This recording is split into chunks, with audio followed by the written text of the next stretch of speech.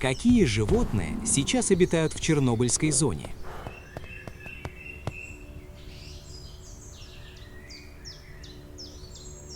Прошло уже больше 40 лет со дня аварии на Чернобыльской АЭС. Катастрофы, которая до сих пор уверенно удерживает первое место в мировом рейтинге «Так делать не стоило». Взрыв реактора 4-го энергоблока выбросил в окружающую среду огромное количество радиоактивных веществ, загрязнив территорию площадью более 200 тысяч квадратных километров. Ученые тогда мрачно прогнозировали, мол, жизнь здесь невозможна ближайшие 20 тысяч лет. Природа, как обычно, выслушала прогноз, кивнула и сделала по-своему.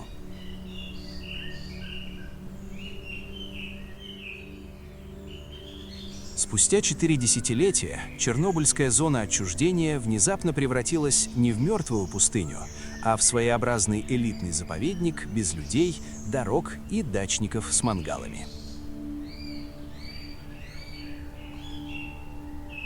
Исследования показали, животных здесь много, видов еще больше, и среди них масса редких и краснокнижных, которым в нормальной Европе и Украине как раз жить стало сложнее. В этом видео мы говорим о тех, кто воспользовался уникальной возможностью остаться без человека. А заодно дойдем до диких коров и самов таких размеров, что им впору выдавать пропуск в фитнес-клуб. Начнем с настоящих звезд зоны – коней Пржевальского. Это единственный сохранившийся вид диких лошадей, то есть тех, кого никто никогда не приручал, даже чуть-чуть. В 20 веке их умудрились полностью уничтожить в природе и восстанавливали вид буквально поштучно из зоопарков. В 90-е годы около 30 таких коней привезли из Аскании Новой в Чернобыльскую зону, и эксперимент оказался успешнее, чем многие государственные программы. За 30 лет популяция выросла примерно в 5 раз. Животные освоились, размножаются и чувствуют себя так уверенно, будто радиация — это просто странный фон, а не конец света. Заброшенные сараи и здания для них стали чем-то вроде бесплатных коттеджей. Зимой укрытие, летом тень и защита от насекомых. Сегодня в зоне отчуждения насчитывается уже более сотни этих лошадей, и иногда среди них замечают даже домашних гостей, случайно затесавшихся в дикую компанию.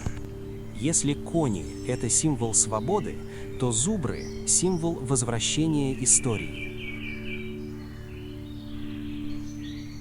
Их не видели в украинском Полесье более 300 лет, и вдруг в 2010-х фотоловушки зафиксировали массивного самца, пришедшего, вероятно, из Беларуси. Без фанфар, без торжественных речей, просто пришел и остался. Сейчас в зоне живет уже несколько десятков зубров, мигрировавших естественным путем. Это хороший пример того, как экосистема чинит себя сама, если ей не мешать. Дальше евразийская рысь. Большая, пушистая, фотогеничная и при этом крайне не расположенная к общению. Рысь – хищник скрытный, охотится тихо и предпочитает, чтобы о ее существовании никто не знал. Ученые считают ее присутствие важным индикатором здоровья экосистемы. Если рысь живет и размножается, значит еды хватает, леса в порядке, а люди на безопасном расстоянии. И да, решающим фактором восстановления стала не пропажа радиации, а именно отсутствие человека, вида куда более разрушительного. К тем, кого здесь не видели больше века, относятся и бурые медведи. Они вернулись в зону в 2014 году. Сначала робко, следами и царапинами на деревьях, а потом и вполне официально, попав в объективы камер. Появление такого крупного хищника – это как печать «экосистема работает». Значит, лес жив, кормовая база есть, а человек снова не мешает. Среди менее заметных, но не менее важных жителей – орешниковая соня. Маленький зверек, похожий на игрушку, но с серьезной экологической репутацией. Соня живет на деревьях, спит по полгода и считается индикатором здорового леса. Если она есть, значит лес старый, невычищенный и не облагороженный до состояния парка. Серые волки в Чернобыле чувствуют себя особенно уверенно. Здесь у них нет конкурентов и почти нет врагов, поэтому именно они формируют баланс всей фауны. Волки регулируют численность других животных, убирают слабых и больных, работают как санитарная служба, только без формы и отчетов. По разным оценкам, в зоне живет от 250 до 400 особей, и иногда они спокойно прогуливаются по улицам Припяти, будто это их личный район.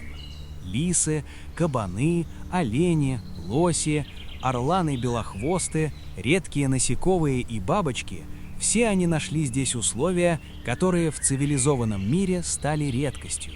Тишину, старые леса, отсутствие химии и человека с бензопилой. Даже гигантские самы в Припяти выросли до фантастических размеров просто потому, что их никто не ловит. Некоторые из них весят больше 100 килограммов и охотятся не только на рыбу, но и на птиц, неосторожно подошедших к воде. Отдельная история – одичавшие коровы. Домашние животные, оставшиеся после эвакуации, со временем полностью перешли на дикий образ жизни. Они не доятся, не подходят к людям и живут стадами с собственной иерархией. Радиация, конечно, повлияла, но естественный отбор сделал свое дело. Выжили самые крепкие. Сегодня эти коровы выполняют важную роль крупных травоядных, не давая лугам зарасти лесом и поддерживая разнообразие ландшафта. Есть здесь и потомки брошенных собак и кошек. Напоминание о том, что катастрофа была не только экологической, но и человеческой. Сейчас им помогают работники зоны и волонтеры. Чернобыльская фауна – это наглядный и немного ироничный эксперимент. Убери человека, и даже после радиации природа найдет способ восстановиться.